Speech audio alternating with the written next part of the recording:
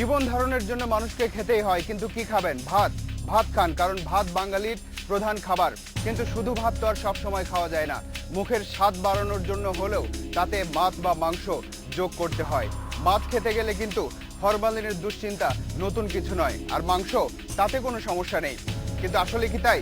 আমাদের তালাশ টিমের অনুসন্ধানে এমন তথ্য বেরিয়ে এসেছে যে এখন থেকে মাংস কিনতে গেলে বা হোটেল রেস্টুরেন্টে মাংস খেতে গেলে আপনি হয় সাবধানী হবেন, না হয় অনুসন্ধানী হবেন।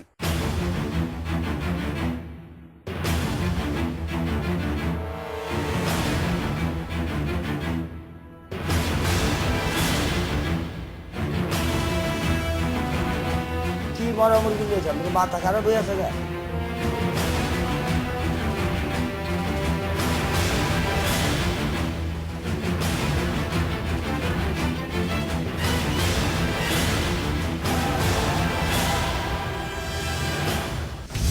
যারা বাজার থেকে জীবিত মুরগি কিনে এনে খান তাদেরকে মাংস খাওয়া নিয়ে আপাতত কোনো চিন্তা না করলেও চলবে, কিন্তু যারা হোটেল রেস্টুরেন্টে বসে মুরগির মাংস দিয়ে আয়েশ করে খাবার খান তাদেরকে একটু সাবধানী হতে বলবো, কারণ আপনি তো জানেন না যে মুরগির মাংস দিয়ে আপনি খাচ্ছেন তা জীবিত ছিল নাকি মৃত। খাবারের মাংসের চাহিদা মেটাতে বাংলাদেশে গরু, খাসি বা মুরগির কোনো বিকল্প নেই, তাই এগুলোর কোনো একটি প্রায় প্রতিদিনই ঢুকে যায় মানুষের খাবারের তালিকায়। এক পরিসংখ্যানে দেখা যাচ্ছে যে গড়ে প্রতিদিন একজন মানুষের 120 গ্রাম মাংসের প্রয়োজন। সেই চাহিদার বিপরীতে যোগান মাত্র 30 গ্রাম। চাহিদা পূরণে গরুর চেয়ে আবার মুরগির মাংস একটু এগিয়ে। এই ঢাকার মানুষের মাংসের চাহিদা মেটাতে যাত্রাবাড়ি, কাপ্তান বাজার, ফকিরাপুল, তেজগাঁও ও নিউ মার্কেটে প্রতিদিনই ঢুকে যাচ্ছে কয়েক লাখ মুরগি। প্রতিদিন শুধু মুরগির মাংসই বিক্রি হচ্ছে প্রায় 25 লাখ কেজি। এটা হলো সরল হিসাব। ভিন্নধর্মী আরেকটা হিসাব আছে এই মুরগি নিয়ে। সেই পরিসংখ্যানে দেখা যাচ্ছে শুধু ঢাকাতেই প্রতিদিন কোনো না কোনোভাবে বিক্রি হচ্ছে প্রায় 10,000 মরা মুরগি। গড়ে 4 জন করে হলেও 40,000 মানুষের পেটে ঢুকে যাচ্ছে এই মরা মুরগি। আর অর্ধমৃত বা অসুস্থ মুরগি বিক্রির সংখ্যা তো আরও বেশি। এই মাংসগুলো কিন্তু অনেক রোগের আমি বলি উৎস হতে পারে, যেমন অনেক টক্সিন আমাদের শরীরে ডেভেলপ করতে পারে, তাতে করে অনেক টক্সিকোলজিক্যাল প্রবলেম, এমনকি ভয়াবহ ডায়রিয়া বা এপিডেমিক হারে অনেক অসুখ বিসুখ হতে পারে। মরা বা অসুস্থ মুরগি খেলে রোগবালাই হওয়া তো পরের কথা, আর রোগবালাই যদি নাও হয় তবুও কি কেউ মরা মুরগি খেতে চাইবে? 2011 সালের 23 ডিসেম্বর তালাশে মাদক নিয়ে যে পর্ব প্রচারিত হয়েছিল সেখানে নেশার টাকা সংগ্রহের জন্য একজনের মরা মুরগি বিক্রির ঘটনা দেখিয়েছিলাম আমরা। সেটা পুরো অনুষ্ঠানের একটা ছোট্ট অংশ ছিল। এরপর আইন শৃঙ্খলা রক্ষাকারী বাহিনী অভিযান চালিয়েছে, আমাদেরও তীক্ষ্ণ নজর ছিল ঘটনার দিকে। 9 এপ্রিল 2012 তেজগাঁও রেল স্টেশন, ঠিক পেছনেই মুরগির আড়ত। পূর্ব পরিকল্পিতভাবে র্যাবের একটি দল অভিযান চালালো এখানে। উদ্ধার করা হলো 102টি মরা মুরগি, আর হাতে নাতে ধরা পড়ল 2 মুরগি ব্যবসায়ী। আরো সহজভাবে বলতে হয় মরা মুরগি ব্যবসায়ী। একজন দেলোয়ার হোসেন দেলু, অন্যজন রেশমা আক্তার কালী।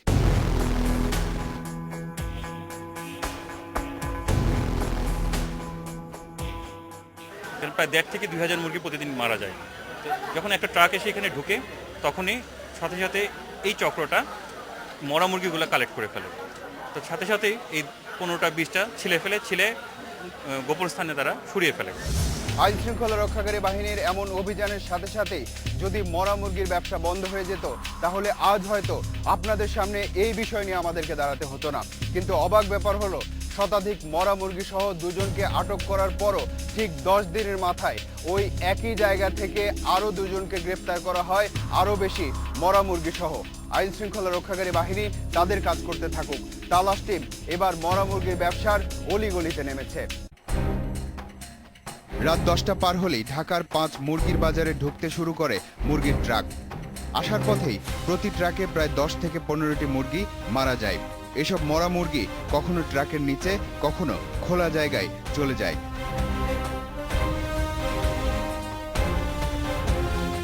ফকিরাপুল মুরগির বাজার। এই বাজারের সামনে প্রতিদিন ভোরে কিছু মানুষ এভাবেই বস্তা নিয়ে ঘুরতে থাকে। স্বাভাবিকভাবে এরা সবার নজর এড়িয়ে যাবার কথা, কিন্তু আমরা অন্য কিছু বের করতে চাই। তাই এসব ঘুরে বেড়ানো মানুষদের উদ্দেশ্যও জানতে চাই আমরা। তাই তাদের দিকে বিশেষ নজর রাখবে তালাশ টিম।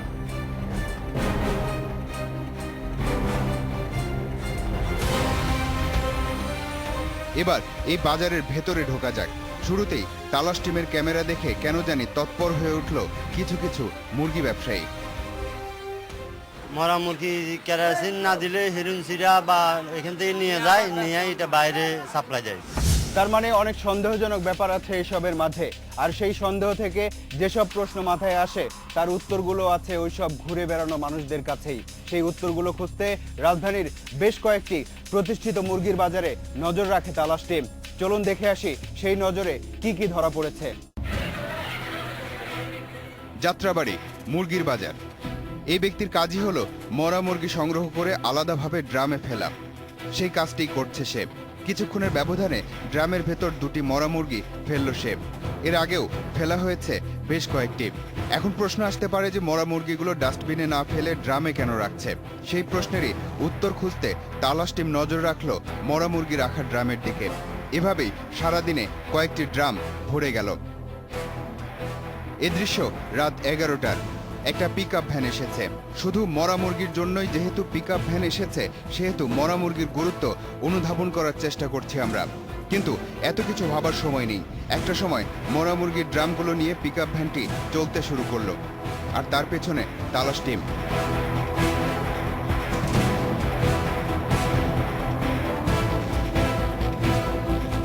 রাত 12টা। পিকআপ ভ্যানটি রাজধানীর কারওয়ান বাজার রেল ক্রসিং এর সামনে থেমেছে। মরা মুরগির আরো একটি ড্রাম উঠানো হলো ভ্যানে।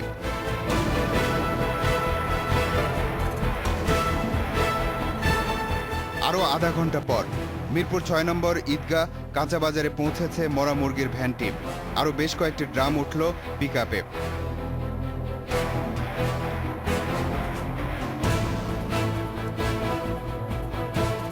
রাত 2টা। মিরপুর ছেড়ে যাচ্ছে ভ্যানটি। এরই মধ্যে পুরো ভ্যান মরা মুরগির ড্রামে ভরা। তখনও তার পেছনে তালাশ টিম। রাত 2:30। দক্ষিণখান এলাকার রেলগেট পুকুর পার। দৃশ্য দেখে মনে হচ্ছে আর অনুসরণ করার প্রয়োজন হবে না, কারণ মরা মুরগির ভাগ্যে কি জুটছে সেটাই হয়তো এখানে দেখতে পারবো আমরা।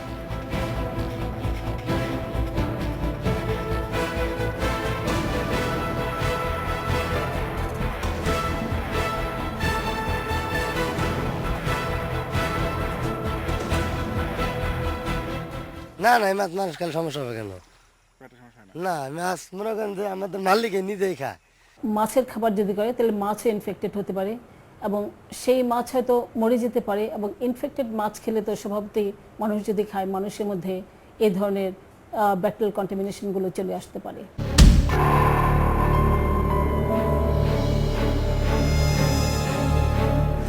আমরা ভেবেছিলাম মরা মুরগিগুলো হয়তো মানুষের খাবারের জন্যই কোথাও নিয়ে যাওয়া হবে।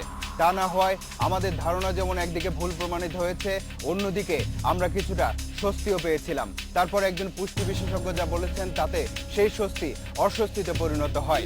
যাই হোক, এবার আমরা দেখব খামারের মুরগিগুলো আসলে কি খেয়ে বড় হচ্ছে, আর তাতে আমাদের কিছু যায় আসে কিনা। হাজারীবাগ চামড়া শিল্প এলাকা। এর আশপাশে গড়ে উঠেছে আরো বেশ কিছু ছোট ছোট কারখানা। এসব কারখানায় চামড়ার বর্জ্য সিদ্ধ করে প্রক্রিয়াজাতকরণের মাধ্যমে তৈরি হচ্ছে এক ধরনের শুটকি। কিন্তু এরও আগে চামড়া যখন প্রক্রিয়াজাত করা হয় তখন এক বিশেষ ধরনের রাসায়নিক পদার্থ ব্যবহার করা হয়, তার নাম ক্রোমিয়াম। এটি এমন যে আগুনে পোড়ালেও ধ্বংস হয় না, অর্থাৎ সেই ক্রোমিয়াম মিশ্রিত বর্জ্য থেকে শুটকি তৈরি হচ্ছে। এতক্ষণ ধরে যে শুটকি তৈরির প্রক্রিয়ার কথা বলছিলাম সেটা আসলে মুরগির খাবার। এগুলা মুরগির খাবার মানে আর কি, চামড়ার জিনিস না, এটি মনে করেন গরুর জিনিস। এটা একটা মনে করেন ভিটামিন জিনিস, এটার মনে করেন কোনো জিনিস ফালানি জানা। রাজধানীর পাশেই সাভারের একটি মুরগির খামার। এই খামারে যে খাবারগুলো খেয়ে মুরগিগুলো বড় হচ্ছে সেই খাবারগুলো সেই একই প্রক্রিয়ায় তৈরি। মুরগির কালচারটাকে ঠিক রাখার জন্য প্রোটিনটা ব্যবহার করা। প্রোটিন সাধারণত ধরেন আমরা ওই যে ঝিনুকের ভিতরে একটা মাংস থাকে সেটা, তারপর মৃত প্রাণী, এইসব দিয়ে প্রোটিন তৈরি করা হয়। এসব শুধু কথার কথা বা সূত্র ধরিয়ে দেয়া নয়, বৈজ্ঞানিক পরীক্ষাতেও মুরগির শরীরে সেই বিষাক্ত ক্রোমিয়ামের অস্তিত্ব পাওয়া গেছে। ক্রোমিয়ামের এই ঘটনা আদালত পর্যন্ত গড়ায়। চূড়ান্ত রায় হয়েছে, সে রায়তে আদালত নির্দেশ দিয়েছেন যে হাজারীবাগে যে সকল ট্যানারি শিল্প কারখানাগুলো এই ট্যানারির বর্জ্য দিয়ে এই সমস্ত পশু ও মৎস্য খাদ্য উৎপাদন করছে সেগুলোকে বন্ধ করার জন্য নির্দেশ দিয়েছেন। ওই হাঁস মুরগির যে খাবার বা পোলট্রি ফিড সেগুলোকে সতেজ রাখার জন্য ক্রোমিয়াম ব্যবহার করা কিছু যে মানুষের শরীরে ডেফিনেটলি এটা একটা ধাতব মৌল হিসেবে মানুষের কিডনি ড্যামেজ, লিভার ড্যামেজ, মস্তিষ্কের অ্যালজাইমার্স ডিজিজের মতো গুরুত্বপূর্ণ রোগ যেখানে মানুষের মতিভ্রম হয়ে যায়, মানুষ অনেক কিছু ভুলে যায়, এগুলি হতে পারে।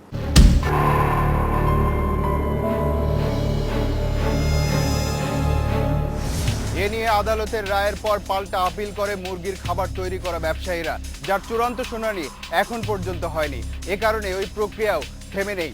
আরো মজার তথ্য হচ্ছে কি পরিমাণ ক্রোমিয়াম এভাবে মানবদেহে ঢুকলে তা ক্ষতিকর তার কোনো মান এখন পর্যন্ত নির্ধারিত নেই। আর এই মান নির্ধারিত না থাকা প্রসঙ্গে বিজ্ঞানীরা বলছেন পৃথিবীতে কোনো দেশের মানুষই মাংসে ক্রোমিয়ামের কথা চিন্তাও করতে পারে না, শুধু বাংলাদেশেই এমন ঘটনা ঘটছে। চলুন আবারও ফিরে যাই সেই মুরগির বাজারেই। রাজধানীর সবচেয়ে বড় মুরগির পাইকারি বাজার কাপ্তান বাজার। জীবিত মুরগি কেনার পর মাংস বানানো হয় এখানে। হোটেল রেস্টুরেন্টগুলোতে মুরগির চাহিদা বেশি থাকে, তাই একসাথে অনেক মুরগি কাটার ধুম খুব সকালে এই বাজারে ঢুকলেই দেখা যাবে। একটা মুরগির খাঁচা চোখে পড়ল, যার মধ্যে বেশ কিছু জীবিত মুরগি, সাথে কয়েকটি মরা মুরগিও আছে। যার যতটুকু প্রয়োজন তাকে ততটুকু মাংস দিয়ে আসে এখানকার মাংস ব্যবসায়ীরা। এরকম একজনকে অনুসরণ করলো তালাশ টিম। মাংসগুলো নিয়ে যাওয়া হলো খিলগাঁওয়ের একটা রেস্টুরেন্টে।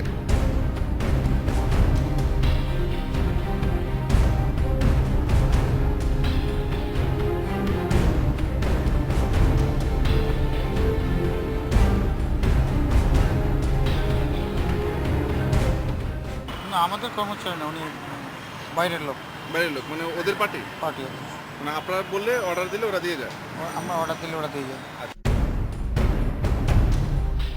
এবার আমরা ফিরে যাই সেই মুরগির বাজারে।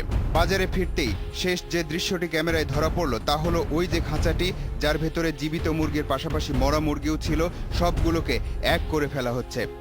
আমাদের এখনো মরে নাই, আমরা মালই কিনছি সব মাত্র।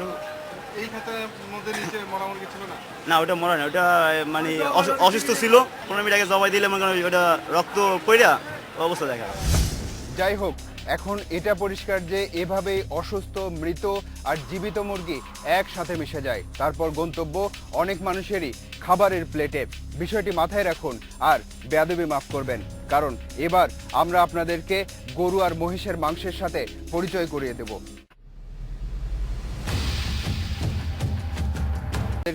গরু আর মহিষের মাংসের সাথে পরিচয় করিয়ে দেব।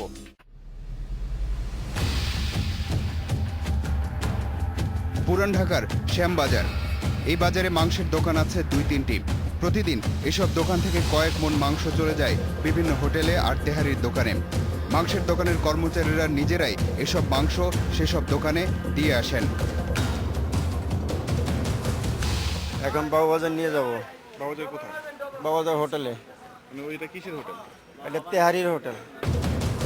আব্দুল মান্নান থাকেন পুরান ঢাকার শ্যামবাজার এলাকাতেই। নিয়মিত বাজার করেন এখানেই। এবার দেখি আজ তিনি কি কিনলেন। এখন কেজি গরুর গোশ কত করে কিনছেন? 260 টাকা। কয় কেজি কিনছেন? 2 কেজি। গরুর মাংস নিয়ে নিশ্চিন্তে বাড়ি ফিরেছেন আব্দুল মান্নান, কিন্তু তার কেনা মাংস কি আসলেই গরুর মাংস হতে পারে?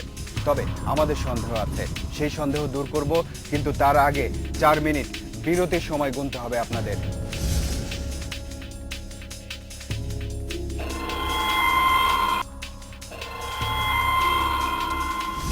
আব্দুল মান্নান গরুর মাংস কিনেছিলেন সকাল 7টায়, কিন্তু সেই গরুর মাংসের উৎস খুঁজতে তালাশ টিম আগের রাত থেকেই নজর রেখেছিল। সে দৃশ্য আব্দুল মান্নানের চোখে পড়বে কিনা আমরা জানি না, কিন্তু আপনারা যারা দেখছেন তারা বুঝতে পারবেন কিসের মাংস কি নামে বিক্রি হচ্ছে।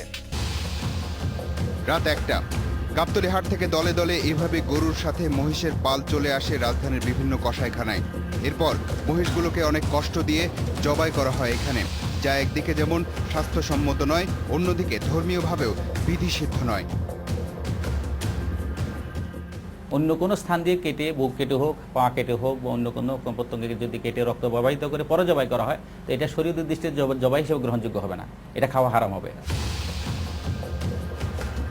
কসাইখানায় একজনের থাকার কথা কিন্তু নেই, যা নেই তা হলো ঢাকা সিটি কর্পোরেশনের ডাক্তার। তবে একজন কর্মচারী আছেন যিনি সমানে সিল মেরে যাচ্ছেন মাংসের উপর, আর এসব সিল মারা মাংস ভ্যানে করে চলে যাচ্ছে বিভিন্ন বাজারে।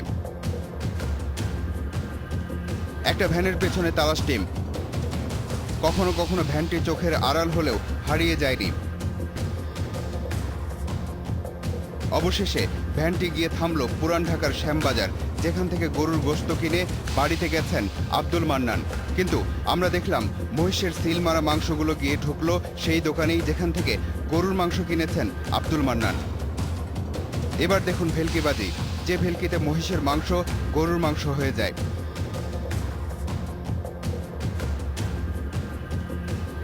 এবার যদি প্রশ্ন করা হয় ওই আব্দুল মান্নানকে গরুর মাংস বলে আসলে কিসের মাংস দেয়া হয়েছে? মহিষের। তালাশ টিম এবার মোহাম্মদপুর কসাইখানায়। গরু মহিষ সমানে জবাই হচ্ছে।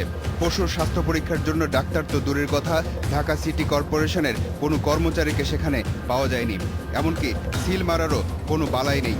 তাই কোনটা কিসের মাংস কিছুক্ষণের মধ্যে এখানকার লোকজনেরও পক্ষে বলা কঠিন হয়ে যাবে, ক্রেতারা তো আরো দূরের কথা। মাংসের উপরে ছিল মারে কিনা এটা মানে এটা আমি সঠিক জানি না। কোনো ডাক্তার না, শুধু গরু প্রতি 50 টাকা করে ফিস লয় ওরা। আমাদের জনবল এখন ঠিক মতো আসেনি, আমরা পাইনি, সেভাবে সেট আপ করতে পারিনি, তা আমাদের একটা সমস্যাও আছে। এই তাহলে অবস্থা। একটা ভালো বুদ্ধি হতে পারে যে মাংসকে মাংস হিসেবেই খাবেন, গরু বা মহিষ বিচার করার দরকার নেই। এবার তাহলে আবারও মরা মুরগির ব্যবসায় ফিরে যাওয়া যাক, কারণ দীর্ঘদিন লেগে থাকার পর একটা মরা মুরগির ব্যবসার সিন্ডিকেটকে খুঁজে পেয়েছে তালাশ টিম।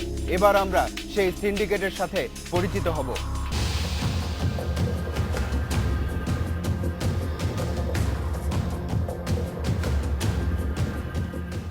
কয়টা বিক্রি করছ প্রতিদিন? 40 টাকা, 60 টাকা। কাপ্তান বাজারের বাবুল মিয়া মরা মুরগি বিক্রেতাদের আরেকজন।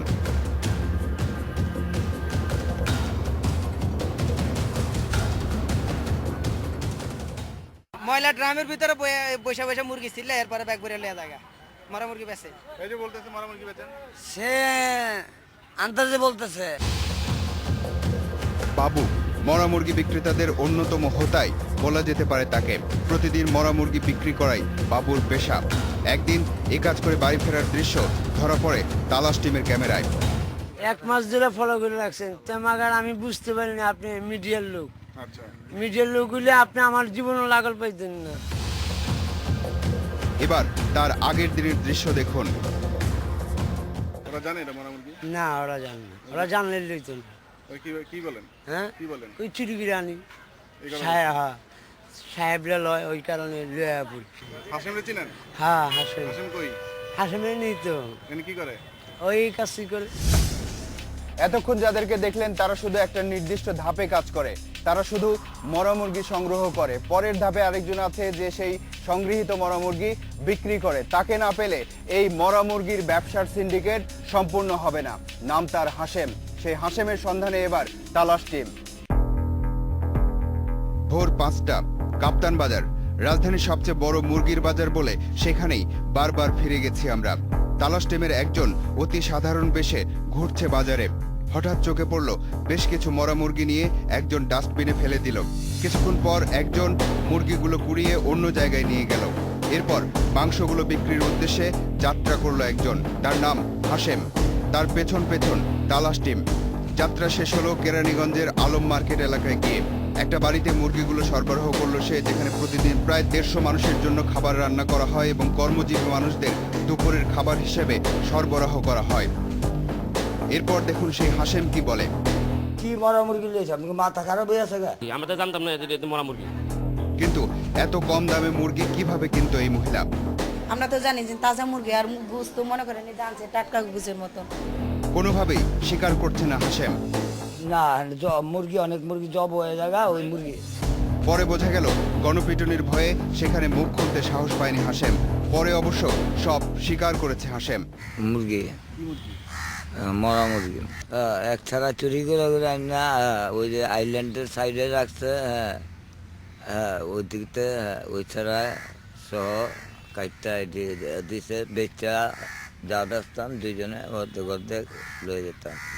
আমরা যেমন দীর্ঘদিন ধরে অনুসন্ধান করে একটা মরা মুরগির ব্যবসার সিন্ডিকেটকে আপনাদের সামনে হাজির করেছি, প্রত্যাশা থাকবে যাদের ব্যবস্থা নেওয়ার তারাও অন্য সিন্ডিকেটগুলোকে খুঁজে বের করবে এবং এমন অপরাধ বন্ধে প্রয়োজনীয় ব্যবস্থা নেবে।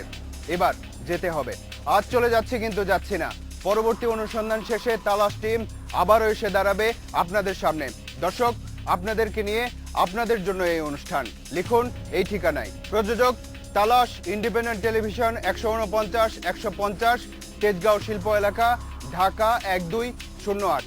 ইমেইল করতে পারেন talash@independent24.tv এই ঠিকানায়। আপনার অনুসন্ধানী মনের দরজা জানালা খোলা রাখুন, কিছু বেরিয়ে এলে আমাদেরকে জানান। তালাশ টিম থাকবে আপনার সাথে।